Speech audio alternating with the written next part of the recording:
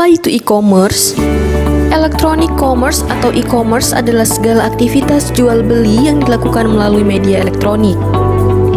Meskipun sarananya meliputi televisi dan telepon, kini e-commerce lebih sering terjadi melalui internet.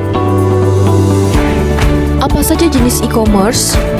Business to business atau B2B, jenis di mana sebuah perusahaan menjual produk atau jasa kepada perusahaan lainnya. Dalam model e-commerce ini, biasanya pembeli memesan barang dalam jumlah besar. Contohnya adalah sebuah perusahaan yang membeli perlengkapan kantor dari sebuah produsen. Business to consumer atau B2C, dalam jenis e-commerce ini sebuah perusahaan menjual produk atau jasa kepada konsumen. Pada umumnya, pelanggan dalam e-commerce B2C hanya mengecer. Jika Anda pernah membeli dari suatu toko online, aktivitas tersebut termasuk dalam golongan ini. Consumer to consumer atau C2C, pernah menjual barang bekas ke orang lain yang membutuhkannya melalui internet.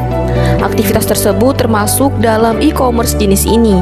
Dengan kata lain, C2C adalah transaksi online antara dua individu. Consumer to business atau C2B berkebalikan dengan B2C. E-commerce C2B adalah skenario di mana seseorang menjual produk atau layanan kepada sebuah perusahaan. Seseorang graphic designer misalnya menawarkan dan menjual logo buatannya kepada sebuah bisnis makanan. Business to public administration atau B2A, model e-commerce ini mirip dengan B2B, tetapi pelakunya adalah bisnis dan lembaga pemerintah. Contoh B2A adalah jasa pembuatan website untuk sistem administrasi online. Consumer to public administration atau C2A, jenis e-commerce ini berjalan seperti C2B, namun transaksi dilakukan oleh individu dan lembaga pemerintah. E-commerce dengan model C2A jarang ditemukan di Indonesia. Jenis transaksi yang terjadi biasanya berbentuk jasa. Contoh e-commerce: 1.